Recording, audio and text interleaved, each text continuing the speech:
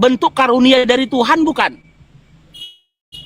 Ya, pemberian dari Tuhan, anugerah dari Tuhan. Kenapa nggak Anda salibkan? Kenapa tidak Anda korbankan? Oh gitu. Anak Anda juga korbankanlah, salibkan juga anak Anda.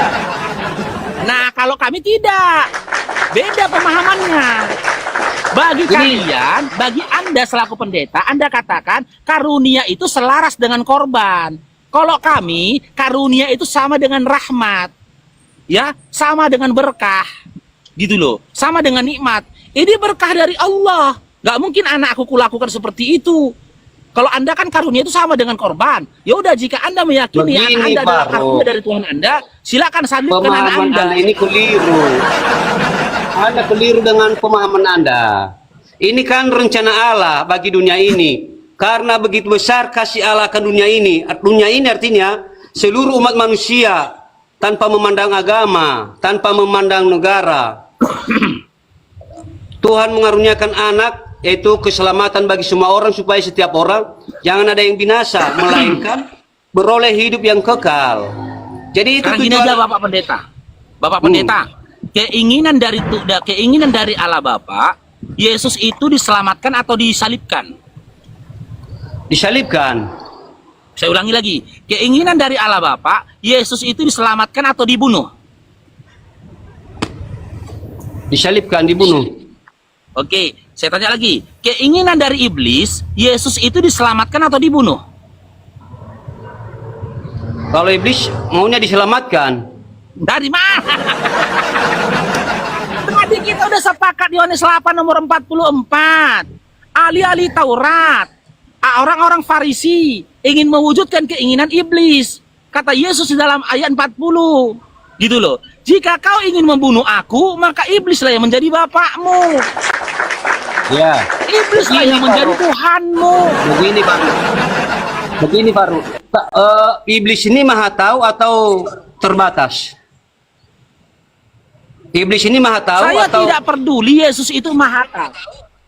Itu di luar konteks Bapak Pendeta. Itu di luar konteks. Sekarang saya tanya. Saya ulangi lagi. Dalam Yohanes 8 nomor 40 sampai 44, keinginan iblis itu apa terhadap diri Yesus? Membunuh Yesus atau menyelamatkan Yesus? Yesus kan menjelaskan bahwa karakter iblis itu membunuh. Membunuh. Iya. Kan Yesus sudah mengkonfirmasi. Keinginan iblis. Sudah Bapak Pendeta, keinginan iblis untuk membunuh Yesus ya. Yohanes 8 40 sampai 44. Sekarang saya tanya, pembunuhan Yesus di kayu salib itu, pembunuhan Yesus di kayu salib itu atas keinginan siapa? Ya, keinginan Allah Bapa. Nah, keinginan dari iblis sama keinginan Allah Bapa kenapa sama? Kenapa sama? Iblislah yang mewujudkan keinginan Allah Bapa, apakah Allah Bapa yang mewujudkan keinginan iblis? Begini. Maka dari situlah berdasarkan perkataan Yesus dalam Yohanes 8 nomor 44. Ya, Yohanes 8 nomor 40 sampai 44. Apa kata Yesus di situ? Ya, ketika kau ingin membunuh aku, iblislah yang jadi Tuhanmu. Teman-teman Kristen sepakat dengan pembunuhan Yesus. Maka bisa dikatakan yang menjadi Tuhannya teman-teman Kristen, termasuk Bapak Pendeta, adalah iblis. Salah. Anda keliru, Faruk. Ini pemahaman Anda sesat. Jadi begini, saya katakan tadi bahwa kenapa Yesus turun ke dalam dunia. Kan sudah dinubuatkan kelahiran Yesus itu untuk menebus umatnya dari dosa. Matius pasal 1 ayat 23 itu. Jadi itu apanya? Tujuan Yesus datang ke dalam dunia. Biar saya bacakan. Matius pasal 1 ayat 23. Sesungguhnya anak darah akan mengandung melahirkan keturunan laki-laki, dan mereka akan menamakan dia Immanuel, yang berarti Allah beserta kita. Jadi Yesus ini sudah dinubuatkan untuk menggenapi rencana Allah. Pak Pendeta, sederhana sebenarnya Bapak Pendeta. Simak Bapak Pendeta pertanyaanku. Keinginan dari iblis membunuh Yesus atau menyelamatkan Yesus? Yohanes 8:44 tadi. Iya, iblis memang membunuh. karena itu karakternya. Membunuh. Oke, membunuh. Keinginan dari Allah Bapa membunuh Yesus atau menyelamatkan Yesus? Ya, keinginan Allah Bapa ya memang harus ini menyalibkan Yesus, membunuh Yesus. Yesus harus terbunuh. Sama nggak? Sama nggak keinginan iblis sama keinginan Bapa? Sama nggak? Ya, tapi tujuan Allah Bapa kan jelas. Tujuan Bapa memang menyerahkan Yesus supaya Yesus taat sampai mati. Saya tidak tanya tujuan. Saya tidak tanya tujuan. Yang saya tanya keinginan. Iblis berkeinginan agar Yesus dibunuh. Bapak berkeinginan agar Yesus juga terbunuh di kayu salib. Sekarang saya tanya, sama nggak keinginan iblis sama keinginan Bapak? Ya, sebenarnya keinginannya sama, cuma porsinya beda. Nah, keren Bapak Pendeta. Keren hari ini Bapak Pendeta, siapa namanya ini? Keren ini Bapak Pendeta, ini pendeta jujur dia. Yusuf Hia. Hari ini Bapak Pendeta Yusuf Hia sudah mengakui bahwasanya keinginan dari iblis sama keinginan dari Allah Bapa adalah sama, yaitu sama-sama menginginkan kematian atas diri Yesus. Betul tidak Bapak Pendeta? Bukan begitu, porsinya beda. Berubah lagi dia. Berubah lagi dia. Berubah. Enggak porsi, begini. Begini. Gimana? Disinilah kalian ini mau mempelintirkan supaya kalian anggap iblis itu pahlawan, dia punya jasa, ya kan? Supaya Enggak, kalian klaim bahwa aku belum kajian itu ke sana. tujuan kalian ke sana. Bahwa kalau tanpa iblis maka keselamatan tidak terjadi. Di situnya kita harus pilih bahwa memang iblis itu tujuannya membunuh, mencuri dan membinasakan. Itu fungsinya, ciri-cirinya iblis. Tapi Allah Bapa menyelamatkan, menghidupkan. Oke, saya ulang lagi Bapak Pendeta ya. Berdasarkan Yohanes 8:40 sampai 44, keinginan dari iblis terhadap Yesus itu menyelamatkan Yesus atau membunuh Yesus? Ya, kita harus pahami dulu ya, Faruk. Yohanes 8 itu kan percakapan Yesus dengan orang-orang Yahudi ahli Taurat. Mereka menganggap diri mereka itu keturunan Abraham. Tapi di sisi lain mereka membunuh Yesus. Ingin membunuh Yesus. Ya, pada waktu mereka membunuh Yesus, Yesus berkata kepada mereka, mereka itu, bapa mereka itu adalah iblis. Karena keinginan iblis adalah membunuh sejak semula. Jadi, saya ulangi lagi pertanyaan saya. Berdasarkan Yohanes 8 nomor 40 sampai 44, keinginan dari iblis terhadap Yesus apa? A. Menyelamatkan Yesus atau membunuh Yesus? Bagaimana? Berdasarkan Yohanes 8 nomor 44, ya, 40 sampai 44, keinginan iblis itu apa? Menyelamatkan Yesus atau membunuh Yesus? Ya, membunuhlah. Membunuh. Kematian Yesus di kayu salib, pembunuhan Yesus di kayu salib, ya. Sekarang kita bahas kepada pembunuhan, kematian Yesus, ya. Ketika Yesus disalibkan di atas kayu salib, keinginan Bapa apa? Menyelamatkan Yesus atau membiarkan Yesus mati di kayu salib? Membiarkan Yesus mati di kayu salib. Oke, iblis menginginkan Yesus mati, Bapak menginginkan Yesus mati. Sama nggak antara keinginan Bapak dengan keinginan iblis? Beda. Kok beda?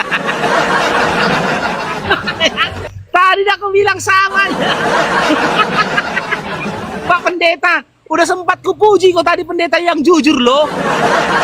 Ya, ya, karena kalian kan suka melintir-melintir ajaran Kristen, jadi kita juga melintir. Bukan melintir. Yohanes 8 nomor 40 sampai 44, iblis menginginkan Yesus itu dibunuh. Sekarang saya tanya, ketika Yesus disalibkan di kayu salib, Bapak itu menginginkan Yesus diselamatkan atau dibunuh? Bagaimana? Bapak menginginkan Yesus diselamatkan dari penyaliban atau membiarkan Yesus mati terbunuh di penyaliban? Ya, rencana Bapak supaya tak sampai mati tersalib, mati disalib. Apa? Rencana Bapak apa? Ya, supaya Yesus tetap menghadapi kematian di kayu salib. Iya, mati di kayu salib kan? Ya, Iya kan? Rencana Bapak adalah Yesus mati, itulah rencana Bapak kan? ya. Nah, rencana iblis, keinginan iblis dalam Yohanes 8 tadi, keinginan iblis Yesus diselamatkan atau dimatikan? Ya, keinginan iblis itu kan membunuh. Iya, Mematikan. keinginan iblis dalam Yohanes 8 tadi ingin mematikan Yesus atau ingin menyelamatkan Yesus? Mematikan. Nah, iblis ingin Yesus mati. Bapak menginginkan Yesus mati. Sekarang saya tanya, sama nggak antara keinginan Bapak dengan keinginan iblis? Beda lah. Kok beda lagi Bapak Pendeta? Sama lah Bapak Pendeta. Ini, saya tanya dulu, Pak Ruk. Apakah iblis bisa menyalibkan Yesus kalau tidak diprogramkan Allah? Apakah iblis bisa menyalibkan Yesus jika tidak diprogramkan Allah? Masalahnya di dalam Bible tidak ada cerita ini program Allah, ini program iblis, nggak ada. Ini Gitu loh. rencana Allah sejak semula. 1 Petrus pasal 1 ayat 20 itu Allah telah menetapkan dia sejak semula, Yesus. Oke, Jadi di mana ada. tertulis sejak semula? Di mana Biar tertulis saya sejak bacakan semulanya? ya, supaya kalian jangan gagal paham. 1 Petrus Besar, pasal open. 1 mulai ayat 18. Sebab kamu tahu bahwa kamu telah ditebus dari cara hidupmu yang sia-sia, yang kamu warisi dari nenek moyangmu, itu bukan dengan barang yang fana, bukan pula dengan perak atau emas, melainkan dengan darah yang mahal, yaitu darah Kristus yang sama seperti darah anak domba yang tak bernoda dan tak bercacat. Ayat 20, ia telah dipilih sebelum dunia dijadikan. Ya, di mana Jelas. di situ? Di mana di situ dikatakan ia sudah ditetapkan mati sebelum dijadikan? Di mana? Ayat 20, Di situ terpilih. Ya, di situ terpilih atau terbunuh? ia telah dipilih sebelum dunia dijadikan. Ayat Ya, sebelum kan di situ- berbicara bahwa hidup kita telah ditebus bukan dengan barang yang fana, tetapi bukan emas dan perak, melainkan dengan darah yang mahal, yaitu darah Kristus yang tercurah di kayu salib. Itu tujuannya. Jadi Yesus ini Iya. sudah ditetapkan, sudah dipilih. Iya, yang milih Yesus, yang menetapkan dan memilih Yesus itu mati itu siapa? Yang menetapkan Allah Bapa, programnya Allah, Allah Bapa, rencana kan? Allah Bapa Iya. di surga. Iya, Allah Bapa menetapkan dan memilih Yesus untuk mati kan, dibunuh di kayu salib kan? Ya, Nah, keinginan iblis dalam Yohanes 8 nomor 40 sampai 44 ingin Yesus diselamatkan atau dibunuh? saya rasa kalian harus pahami dulu konteksnya, kenapa Yesus berbicara Yohanes 8 ini. Ya, begini Pak Ruk. Ya, kenapa Yesus berkata kepada orang Yahudi, kalau mereka itu keturunan Abraham tapi berusaha membunuh Yesus, mereka ini adalah berhati iblis. Dan memang mereka menolak Yesus, benci kepada Yesus, karena memang mereka tidak punya iman seperti iman yang dimiliki oleh Abraham. Oke, ketika mereka benci kepada Yesus, apa yang mereka inginkan? A. Yesus diselamatkan, B. Yesus dibunuh. Ya, tetap mereka mau bunuh Yesus. Membunuh ya. Sekarang saya tanya, Bapak Pendeta benci apa? Sekarang saya tanya, saya buktikan ini. Bapak Pendeta ini benci atau cinta sama Yesus? Bapak Cinta Pendeta. dong. Oke, saya buktikan. Bapak Pendeta, apakah Anda sepakat dengan kematian Yesus di kayu salib? Maksudnya sepakat dalam hal apa ini? Apakah Anda sepakat Yesus mati di kayu salib? Ya, Setuju atau memang tidak Yesus Anda mati di kayu Yesus? salib. Ya, Jangan setuju kalian nggak Anda sama? potong-potong. Ini pertanyaan kalian ini gantung-gantung. Yang saya tanyakan gini, apakah Bapak Pendeta setuju Yesus mati terbunuh di kayu salib? Ya, setuju. Nah, setuju. Berarti Anda membenci Yesus. Anda bukan cinta, Anda benci Yesus. Jadi salah itu. Ahli-ahli Taurat ketika benci pada Yesus, mereka ingin Yesus dibunuh. Anda juga kepengen, setuju Yesus mati terbunuh. Berarti Anda sebenarnya tanpa sadar benci kepada Yesus. larinya semua teman-teman seperti itu Kristen berarti pemahaman benci Anda. sama Yesus. Hah? Pemahaman Anda jadi keliru. Kan tadi awalnya kan saya sudah sampaikan, Yesus sudah dipilih sebelum dunia dijadikan loh, sebelum lahir pohon-pohon, langit dan bumi ini sudah Tuhan programkan, bukan program dadakan ini, bukan program kecelakaan ini. Sudah Tuhan siapkan jauh-jauh hari sebelum kita ada di dunia ini. Hussein, barakallahu fikum. Iya, dipilih untuk apa? Diselamatkan atau dibunuh? Loh, dia menebus kita dari dosa, bahwa dosa telah Iya, datang dengan ke cara dunia. iya dia menebus. Iya, dia menebus Anda dari dosa dengan cara dia dibunuh atau diselamatkan. Ya, dia menjalani perintah Allah, yaitu mati tersalib. Iya, dengan mati di kayu salib kan, terbunuh mati Ya. di kayu salib kan. Nah, itu keinginan Bapak kan? Ya, Nah, keinginan iblis dalam Yohanes 8 nomor 40 sampai 44 tadi, Yesus itu keinginan iblis, Yesus itu diselamatkan atau dibunuh? muter-muter terus Faru ini dari tadi. Itu pertanyaanmu. Karena kemana-mana mentok di situ. Jangan paksa saya harus mengikuti keinginan Anda. Aku hanya menyebut kata Alkitab. Ya, Iya, bahwa kematian makanya Yesus gini. itu dengar dulu Faruk.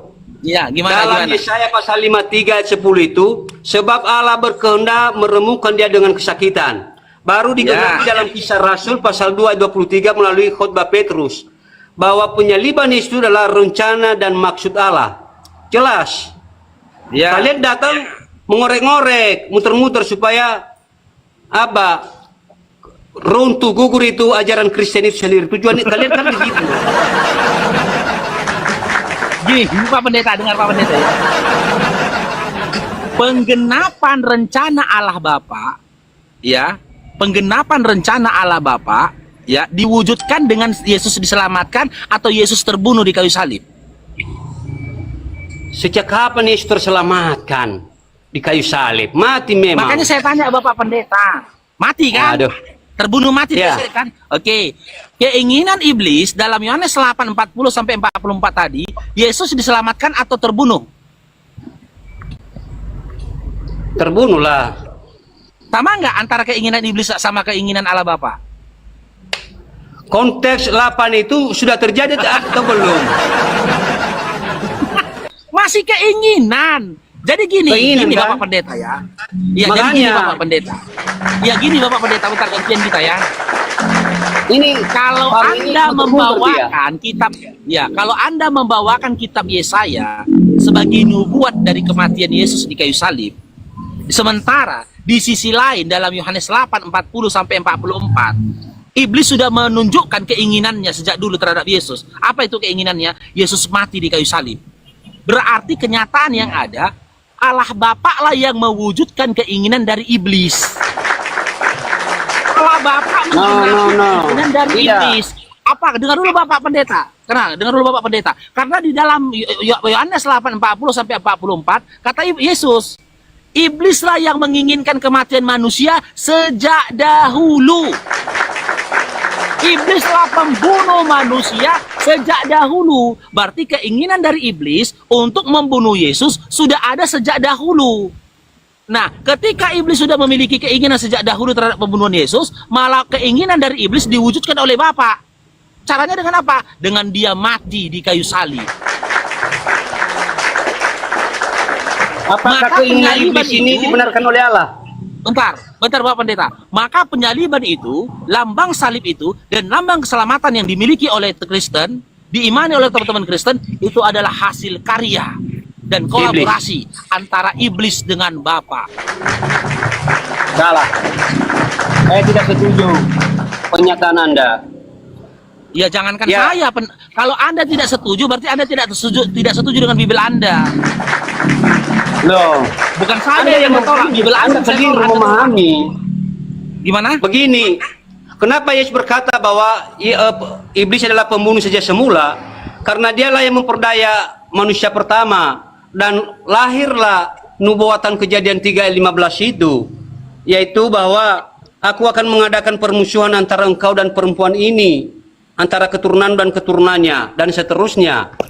Jadi Yesus tahu bahwa iblis ini adalah pembunuh, dan ketika orang Yahudi melakukan rencana jahat membunuh Yesus adalah mereka mengikuti keinginan iblis itu sendiri.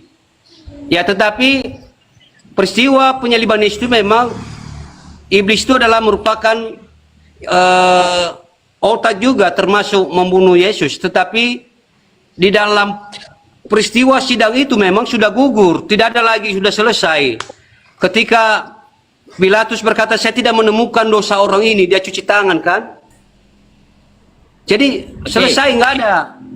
Oke, rencana jahat iblis itu apa? Ingin Yesus terbunuh atau ingin Yesus diselamatkan? Ya, sebenarnya iblis kalau tahu Yesus terbunuh, pasti dia akan berhenti untuk melakukannya jahatnya itu terus. Karena apa? Dia juga itu akan dilemparkan ke dalam. Itu angan-angan Anda untuk lari dari masalah itu, karena tidak ada data itu. Ada. 1 Petrus pasal 4 ayat 4. Ya. Di mana datanya? Gini. Di mana datanya dikatakan iblis itu menolak kematian Yesus, tidak menginginkan kematian Yesus? Maksud saya gini, kalau iblis bahwa tempatnya itu neraka, jadi peristiwa penyaliban itu bukan berarti dia dapat penghargaan. Justru di dalam 1 Petrus justru dilempar mereka di dalam neraka. Jadi untuk apa kita berikan penghargaan kepada iblis, sementara di dalam Bible atau dalam kitab suci Kristen bahwa iblis itu dilempar ke dalam neraka. 1 Petrus pasal 4 bukan hanya iblis, bukan hanya iblis yang dilemparkan ke dalam api yang kekal, Bapak Pendeta. Yesus juga dilemparkan ke dalam api yang kekal bersama dengan iblis. Nah, ini lagi Pak. Mana dalilnya? Tunjukkan datanya. Benar. Mana datanya? Yesus dilemparkan ke dalam api yang kekal bersama dengan iblis. Kisah Rasul pasal 1. Mau dalilnya? Yesus terangkat ke surga. Tunjukkan datanya. Tunjukkan datanya. Oke, baca Galatia 3:13. Baca Galatia 3:13. Oh, itu tentang ini, dia digantung di kayu salib terkutuk. Bukan dilemparkan ke neraka. Iya, baca dulu. Nanti saya korelasikan dalilnya. Baik, biar saya baca ya. Galatia 3:13. Iya. Galatia pasal 3:13. Kristus telah menebus kita ya. Kristus telah menebus kita dari kutu hukum Taurat dengan jalan menjadi kutu karena kita. Sebab ada tertulis, terkutulah setiap orang yang digantung pada tiang kayu salib. Oke, Kristus menebus kalian dari kutuk hukum Taurat dengan jalan menjadi apa? Kutuk. Sekarang baca. Ya. Sekarang baca. Dalam Matius 25 nomor 41.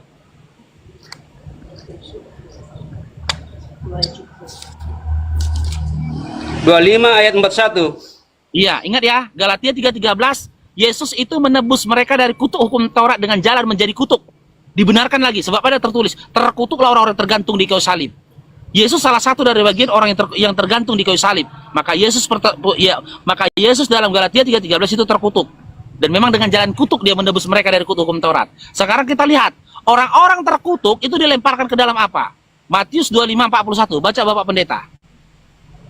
Ia akan berkata juga kepada mereka yang di sebelah kirinya, unyalah dari hadapanku, hai kamu orang-orang terkutuk.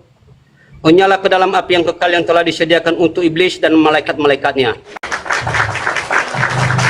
Ini kepada siapa ditunjukkan ini? Oke, dalam Galatia 3:13, Yesus menebus kalian dari kutuk hukum Taurat dengan jalan menjadi apa? Kutuk. Dalam Matius 25:41, orang-orang terkutuk dilemparkan ke dalam api yang kekal bersama dengan siapa? Iblis.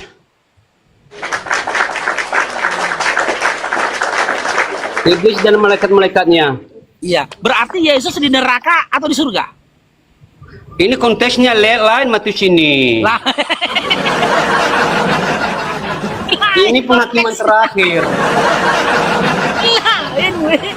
Perhatikan. Dengar. Yesus berbicara kepada orang yang disalib di sebelah kirinya. Ya, pada waktu itu pada waktu itu Yesus tersalib juga enggak? Tapi kan dia bangkit pada hari ketiga. Nanti dulu tentang bangkitnya. Pada waktu itu Yesus itu tersalib enggak? Pada waktu berkata. Ya tersalib. Nah, Galatia 3:13, orang-orang yang mati di kayu salib terkutuk enggak? Siapa yang ngomong ini? Yesus atau Paulus? Siapa yang ngomong itu? Ayat ini kan Paulus yang bicara. Iya. Tujuan Paulus Yesus terkutuk. Dengar dulu. Tujuan Yesus terkutuk itu kan jelas. Ia menebus kita dari hukum Taurat. Iya, saya nggak pungkirin itu dalam iman kalian. Yesus itu terkutuk karena menebus kalian dari kutuk hukum Taurat, betul? Betul. Tapi dia bangkit pada hari ketiga kan? Masalahnya orang-orang terkutuk berdasarkan Matius 25:41 akan dimasukkan ke surga atau dilemparkan ke dalam api yang kekal bersama dengan iblis. Iya dilemparkan, tapi kan Yesus yang ngomong ini, bukan dia yang ikut. Dia bicara kepada orang yang disalib sebelah kiri itu. Iya, ketika dia berbicara kepada orang yang disalibkan di sebelahnya, pada saat itu posisi Yesus tersalib apa tidak? Ya tersalib. Tersalib. Dalam Galatia 3:13, orang-orang yang tergantung di kayu salib itu terkutuk bukan? Iya jelas. Terkutuk. Nah, terkutuk. Dalam Matius 25:41, orang-orang terkutuk itu akan ke surga atau ke dalam api yang kekal bersama dengan iblis? Nah, disinilah pemikiran kalian keliru. Kok pemikiran? Kalian nggak bisa pilih. Ya. Kenapa? Jadi begini. Sekarang saya tanya. Begini Faruk. Ya, Matius pasal 25:41 kan Yesus yang berkata bahwa orang yang menolak dia, orang yang tidak percaya kepadanya itu akan dilemparkan bersama iblis dan malaikat ke neraka. Iya, ketika dia berkata, ketika dia berkata, ketika dia berkata itu dalam kondisi tersalib apa tidak? Tujuan dia tersalib apa? Apakah dia sudah berdosa? Yang saya tanyakan, Pak Pendeta, bukan tujuan.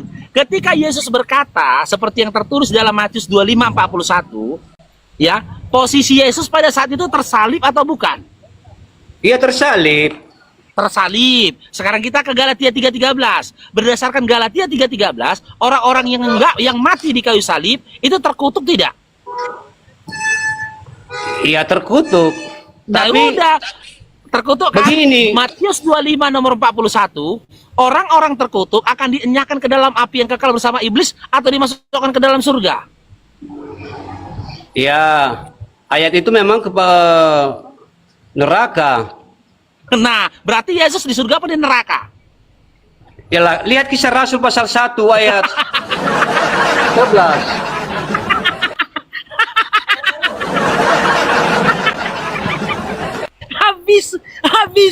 Habis Kristen, habis. Enggak. Nah, Anda ini terlalu memaksa konteks, Faruk. Tidak. Kisah Rasul pasal 1 ayat 11. Ya. Yesus terangkat ke sorga. Kalau Muhammad di mana sekarang, Faruk? Nabimu di mana sekarang? Oke, Nabi Muhammad SAW di mana? Nah, di mana? Di dalam Al-Quran dikatakan, jangan kamu menyangka orang-orang yang mati di jalan Allah mereka mati. Mereka hidup, bahkan mendapatkan rezeki di sisi Tuhannya. Ya, di mana Muhammad sekarang, di surga atau di neraka? Di sisi Tuhanku. Di sisinya Allah, Nabi Muhammad SAW tunjukkan sekarang. Dalilnya, tunjukkan ayatnya. Nah, ini saya tunjuk ayatnya. Udah mulai ini darah Bapak Pendetanya. Mulai. Jangan ngarang kau, Faruk. Ini ya. Nih. Kemarin saya tanya, ada yang bilang di alam kubur. Sekarang di sisi Allah sekarang. Siapa yang bilang? Ada, kemarin saya diskusi dengan apologet Islam. Jadi jangan ngarang, Faruk.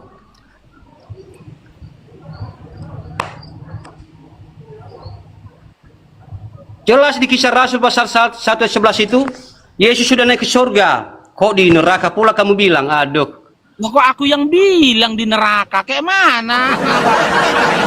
Nah, tadi katamu tadi Yesus ke neraka juga. Karena dia terkutuk di kayu salib. Oke, kita kaji kisah para rasulnya, boleh sebentar kita kaji? Anda di mana dulu Muhammad tadi? Jawab dulu itu. Kau jangan lari. Kau muter-muter lagi kau. Dan kau pintar bahas Yesus tapi ketika ditanya Muhammad kau lari-lari. Bisa di neraka bukan ada Yesus jadi. Faruk. Nih datanya ya. Dalam surah Ali Imran ayat 169. Janganlah kamu mengira bahwa orang-orang yang gugur di jalan Allah itu mati. Bahkan mereka itu hidup di sisi Tuhannya dengan mendapatkan rezeki. Kita sama-sama tahu Nabi Muhammad SAW seumur hidupnya itu, ya seluruh hidupnya itu, ya itu dia didedikasikannya untuk agama Allah. Dia berjuang untuk agama Allah. Maka jangan pernah kita berpikir dia itu mati. Berdasarkan surah Ali Imran ayat 169 tadi, dia hidup di sisi Tuhannya. Bahkan dia mendapatkan rezeki dari sisi Tuhan. Begini nama Muhammad di situ nggak ada. Gimana? Mana nama nabinya? Nggak ada di situ disebut. Nah, saya jawab lagi. Al-Quran mengatakan, ya sesungguhnya Al-Quran ini diturunkan, ya untuk orang-orang yang berakal. Makanya kalau kita membaca Al-Quran, kita pakai akal. Jadi pakai apa selama ini? Tertulis nama Nabi Muhammad SAW. Kenapa tidak nama Nabi Muhammad SAW tertulis di situ? Karena bukan hanya Nabi Muhammad SAW sajalah yang berjuang di jalan Allah pada masa itu dan zaman sekarang. Para sahabat juga berjuang di jalan Allah. Tabi'in juga berjuang di jalan Allah. Imam-imam juga berjuang di jalan Allah. Bahkan kami apologet Islam Indonesia beserta dengan saudara-saudara muslimku yang tap-tap layar saat ini sampai dengan memberikan giftnya pada saat ini juga berjuang di jalan Allah. Makanya di situ di dalam surah Ali Imran itu bersifat universal. Tapi kenapa dia didoakan sampai hari ini, Faruk? Apa? Faruk, kenapa didoakan dia kalau sudah masuk surga dia? Oke, siapa yang mendoakan? Ada itu sering ke makam Muhammad orang mendoakan dia kok. Janganlah pakai data lah Pak Pendeta. Janganlah nengok video, Pak. Pakai data. Aku bisa tunjukkan data. Yesus, Paulus itu tadi doa. Saya ingat kemarin. Dengar, saya masih ingat, tapi saya lupa ayatnya bahwa Tuhan bersama para malaikat bersalawat dengan Muhammad, dengan Nabi Muhammad. Ada itu. Ada kan? Bersalawat. Allah dan beserta malaikatnya bersalawat dengan Muhammad. Artinya orang-orang masih memohon supaya Muhammad ini masuk surga. Jadi kalau misalnya dia sudah masuk surga, kenapa dia masih didoakan? Pak Pendeta, Pak Pendeta kita bicara pakai data lah. Makanya ini saya bilang tadi pakai data ini tengok. Kayak aku nih pakai data Matius 21 nomor 9. Yesus didoakan. Dan orang banyak yang berjalan di depan Yesus dan mengikutinya dari belakang berseru. Apa serunya itu? Hosana bagi anak Daud. Anda gini Faruk, mohon maaf dulu Faruk. Hosana? Saya potong dulu. Dengar dulu. Apa arti kata Hosana? Ya, Hosana itu keselamatan bagi anak Daud. Yesus aja didoakan. Yesus ini didoakan ini Yesus. Bukan itu kalimatnya. Gimana? Diberkatilah dia. Ya, diberkatilah dia yang datang dalam. Jangan putar-putar. Makanya bukan didoakan Hosana itu. Diberkatilah dia yang datang dalam nama Tuhan. Oke, kita buka bukan ya berdoa. arti kata Hosana. Tengok nih ya. Ya, Matius 21:9 ada lagunya tadi itu ya. Haruk. Arti. Ada lagunya. Hosana, terpujilah Tuhan. Itu Hosana. lagunya. Ini ya, Ya. arti kata Hosana. Ini. Ya, ini. Ini. Selamatkan kami. Kami mohon, tolong kami. Yesus aja dalam Matius 21 nomor 9 masih minta diselamatkan. Masih kalau kita lihat supaya konteksnya, selamat. Faruk, dia masih hidup, dia masih ada di dunia. Pada Apa? waktu dia masuk kota Yerusalem kan masih hidup dia. Nah ini konteksnya, Iya. Muhammad ini kan sudah meninggal, kenapa masih didoakan? Gini loh, ketika masih hidup saja, Yesus itu didoakan oleh orang-orang supaya mendapatkan keselamatan, betul? Tapi sudah mati kami nggak mendoakan dia sampai sekarang. Tunggu, bukan mati, hidup dulu, gitu loh. Karena nanti matinya. Ketika Yesus berjalan-jalan, ya di kota Yerusalem pada saat itu, bukankah orang-orang mendoakan Yesus dengan perkataan Hosana bagi anak Daud, betul? Iya. Betul? Mereka yang ucapan Hosana. artinya, yang artinya keselamatan bagi anak Daud, betul? Mereka mendoakan agar Yesus ini selamat, betul? Iya, betul. Nah, betul, oke. Ternyata doa mereka ini dikabulkan apa tidak sama Tuhan ya? Dikabulkan nggak doanya? Ini Faruk, jangan lari kita ke situ lah. Yang konteksnya yang sudah mati sekarang. Oke, nanti kita ke sana. Ketika Yesus jauh hidup di kali. atas bumi saja, ketika Yesus masih hidup di atas bumi, orang-orang berupaya mendoakan dia dengan meminta keselamatan atas dia, dengan mengatakan keselamatan bagi anak Daud. Doa mereka itu nggak dikabulkan. Karena apa? Karena pada akhirnya Yesus itu meninggal dianiaya di kayu salib. Nggak dikabulkan doanya. Bukan masalah nggak dikabulkan. Justru dikabulkan menurut ketaatan Yesus sampai harus menghadapi jalan salib. Jangan lari dari penyaliban itu. Gini loh Pak Pendeta, yang mengatakan dalam Matius 21:9 Hosana bagi anak Daud, itu orang-orang yang melihat Yesus atau Yesus itu sendiri? Itu penyambutannya orang-orang Yahudi lah. Hosana. Orang-orang Yahudi yang melihat, Diberkatilah orang-orang Yahudi yang dia. melihat Yesus kan? Perhatikan Ya, orang-orang Yahudi. kalimatnya tadi, diberkatilah dia yang datang dalam nama Tuhan. Itu artinya Hosana. Iya, keselamatan dari Tuhanlah atas anak Daud ini kan gitu, diberkatilah dia, betul? Ya.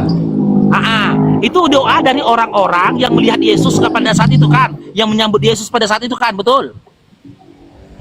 Ya. Tapi pada kenyataannya Yesus itu di ujung hidupnya selamat atau meninggal?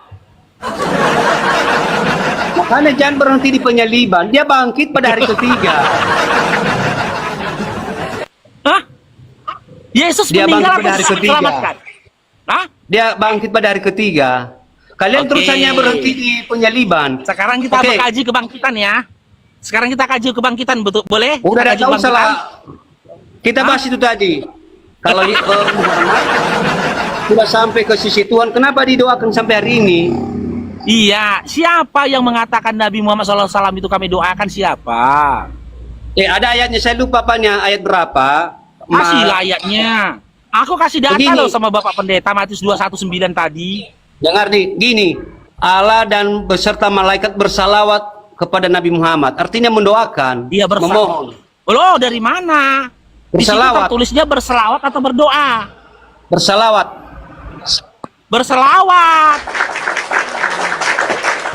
Bersalawat Ya kan? apa artinya? Sementara dalam Matius 21 nomor 9, ya, di situ mereka mengatakan Hosana.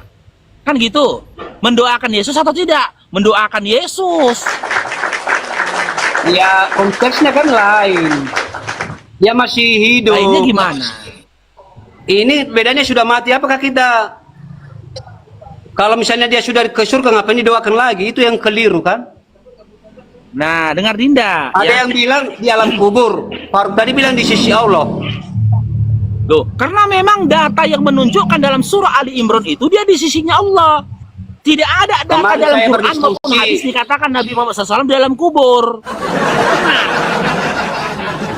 Begini, Iya kan? kemarin ada yang bilang alam kubur dia. Jadi Ya kenapa udah masih bilang sama didoakan? dia, tanya sama dia lah. Makanya Jangan Anda tanya yang aku lah, kan aku nggak bilang dalam kubur loh. Aku bilangnya tadi di sisi Allah apa di dalam kubur? ya di sisi Allah memang. Di sisi Allah. Tapi Gini Bapak Pendeta, ya, Begini, kita kalau memang di diskusi sisi itu Allah, realistis. Ya. kenapa dia didoakan Nah. kalau sudah masuk surga? Siapa yang mengatakan dia didoakan? Apakah kalian tidak mendoakan? Loh, kami bersalawat gini ini Bapak Pendeta ya, dan Bapak Pendeta dengar. Bersalawat itu ya, innallaha wa malaikatahu yusholluna 'alan nabi. Wahai orang-orang beriman, sesungguhnya Allah dan para malaikat bersalawat kepada Nabi. Innallaha wa malaikatahu yusholluna 'alan nabi. Ya ayyuhalladzina amanu shallu 'alaihi wa sallimu taslima. Salawat itu menyampaikan perkataan-perkataan yang baik kepada Allah. kepada Nabi, terhadap Nabi, menyampaikan perkataan-perkataan yang baik terhadap Nabi, menyampaikan kalimat-kalimat yang baik terhadap Nabi. Apa yang keluar dari lisan kami itu adalah doa, pengharapan. Kami mengharapkan kebaikan atas diri Nabi kami, meskipun Allah telah menetapkan kebaikan atas diri dia. Berbeda dengan kalian, ketika kalian mengaku mencintai Yesus, tapi dalam hati kalian menginginkan kematian bagi diri Yesus. Kutukan bagi diri Yesus, penghinaan bagi diri Yesus. Gitu loh. Sehingga Yesus meninggal dalam kondisi mengenaskan seperti itu. Sudah diprogramkan Allah sejak semula, Farouk. Dengar dulu Pak Pendeta. Kalau kami, makna kami bersalawat itu tadi, ya, boleh dikatakan kami berdoa, meminta kepada Allah kebaikan atas diri Nabi kami. Meskipun sebelum kami minta kebaikan atas diri Nabi kami, Allah kami telah menetapkan kebaikan atas diri Nabi Muhammad SAW kami. Tengok aja lah Pak Pendeta ya, kita kaji saja ya, kita kaji aja lah, kita kaji ya. Yesus mati di kayu salib dalam kondisi nggak berbusana. Nabi kami, Nabi Muhammad SAW, meninggal di kamarnya dalam kondisi berbusana. Mana lebih hina? Mati dalam kondisi nggak berbusana dipukulin orang, atau meninggal dalam kondisi sakit? Udah tahu enggak? Jangan sampai dipelintir begitulah. Lo kok dipelintir? Justru Muhammad mati di tangan perempuan. Diracun mana dia kan? Mana datanya Pak Pendeta? Jangan bohong. Jangan menghujat, gitu kan? Mana datanya? Ya, mana datanya coba?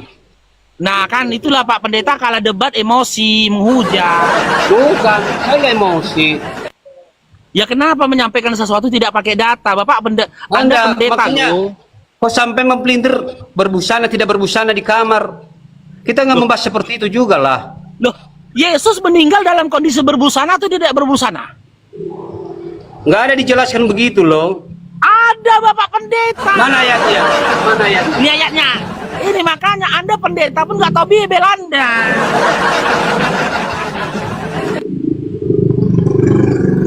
Sebenarnya film itu, Farouk, itu bukan kan film. Ini data Bapak Pendeta. Ini baca dalam Yohanes ini. Ya. Nah, kita coba buka dalam Yohanes 19 ini. Nih. Bentar ya. Kecil kali ini. Nanti Pak Pendeta marah pula sama aku. Kecil kali itu.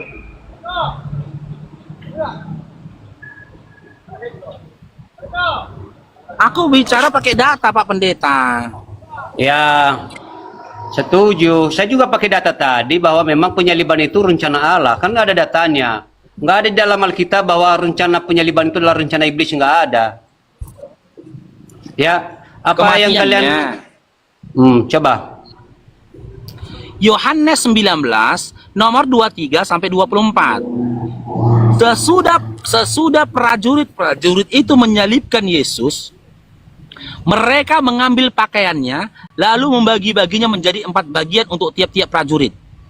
Sekarang saya tanyakan logikanya, ketika para prajurit mengambil pakaian Yesus ya dan membagi-bagikannya menjadi 4 bagian, apakah pada saat itu Yesus dalam kondisi berbusana?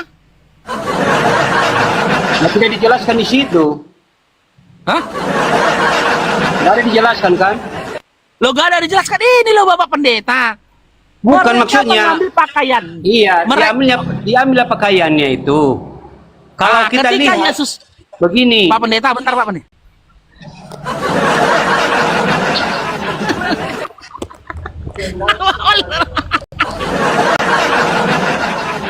Terus. Ketika prajurit mengambil pakaian Yesus, apakah pada saat itu Yesus berpakaian? Kan nggak dijelaskan. Anda yang menafsirkan. Kok nggak perlu penjelasan lah. Gini Pak Pendeta, ketika aku mengambil sepeda motormu, apakah kau masih punya sepeda motor? Bisa aja saya punya Seraf atau punya lebih lagi, bukan hanya satu. Iya, kalau punya 2 lah. Ini sekarang ini kita berhadapan. Seandainya pada saat ini aku ambil pakaian Anda, apakah pada saat ini Anda berpakaian? Ada Serafnya. Loh, ada. saat ini, ketika saat ini pakaian Anda saya ambil. Saat ini ya, ini kondisi saat ini, saya ambil pakaian Anda, buap, saya ambil semua. Apakah pada saat itu Anda berpakaian? Ya mungkin saat ini ya nggak ada, tapi mungkin sudah disiapkan Ya, istri. nggak berpakaian ya, tidak berpakaian. Kembali kita dalam Yohanes 19. Yohanes 19 nomor 23. Ketika para prajurit mengambil pakaian Yesus, apakah pada saat itu Yesus berpakaian? Begini Faro, kita tidak boleh menafsirkan yang aneh-aneh. Ya, makanya Anda tidak bisa memahami. Berarti dia meninggal dalam kondisi nggak berbusana, Bapak Pendeta. Siapa yang tahu? Loh, Yohanes 19 tadi loh. Sebelum Oh, meninggal enggak lah. dia, waktu dia disalibkan. Ada pengikut-pengikutnya yang selalu mempersiapkan segala sesuatu. Tuhan sudah atur semua. Jadi Udah pikiran kabur kita semua jangan. Bapak Pendeta. Matius 26 baca, udah kabur semua pengikutnya, kabur. Nggak ada itu. Udah lari semua, lari. Enggak aja Bapak Pendeta ini. Ya, Sifat jadi terlalu kita apa? komparasi ya. Penafsiran Anda terlalu vulgar. Ya. Ya, dari kondisi kematian saja lebih mulia Nabi kami Nabi Muhammad SAW yang meninggal di dalam kamarnya, ya, di pangkuan istrinya. Sementara Ya, Yesus, menurut kalian itulah. sebelum dengar dulu lah kita komparasi Bapak Pendeta. Sementara Yesus, sebelum dia menanggang nyawa, ya, wajahnya diludahi, bahkan dibikin mainan, ditutup wajahnya, ditonjok, dup. Coba tebak, siapa yang telah memukul engkau? Nggak tahu Yesus siapa yang mukul dia.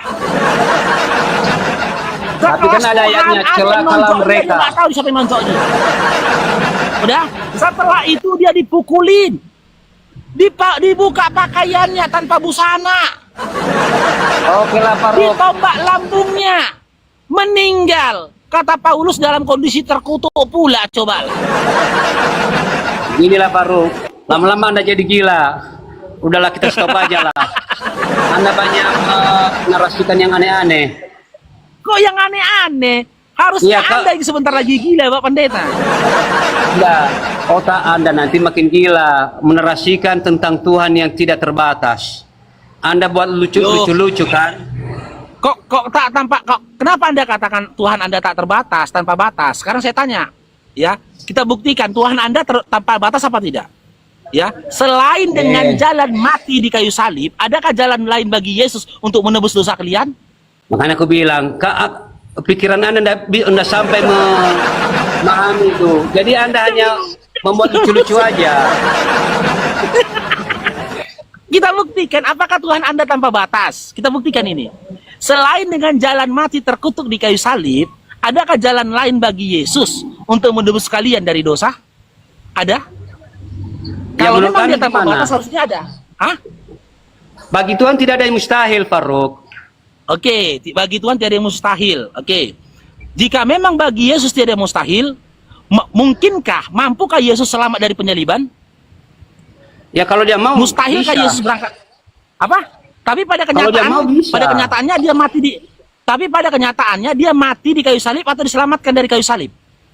Karena ketaatannya sama kehendak Bapa, makanya dia harus tersalib. Saya tidak tanya itu. Yang saya tanyakan, harus tapi tanya pada lah. kenyataannya, Udahlah, Saya Faruk. lah katanya. Makanya Anda lama-lama jadi gila. Lucu kali, Bang. Anda menerasikan ajaran Kristen, membahas Kristen, Anda jadi gila berharap lama-lama. dia aku bertanya. Berharap dia aku bertanya. Iya. Saya nggak marah. Aku nggak. Anda aku jadi nggak apa kan? bertanya Itu aku bilang tadi kan. Di Anda tempat tertawa, pendetanya kan? harus tanya. Saya santai aja menanggapi Anda. Anda yang terlalu apa? Enggak lucu Kayak loh Pak Pendeta. kepanasan Anda. Enggak lucu. Harus tanya. Lucu lah, kan? katanya. Ya saya mau juga lucu lah. Lucu kali Oke Pak lah, Pendeta ini, Pak. kapan-kapan kita diskusi lagi. Oke lah. Siaplah Bapak Semangat Pendeta ya. lah. Semoga Iya. Anda dapat hikmatnya. Ya, semoga Pak Pendeta dapat hidayah hingga berhenti menuhankan sosok yang tak berbaju dan tak bercelana Pak Pendeta ya. Mustahil Faruk. Sekali Yesus tetap Yesus. Aduh, lucu kali Pendeta ini, Pak. Oke ya. Selamat sore lah. Oke, siap. Ya.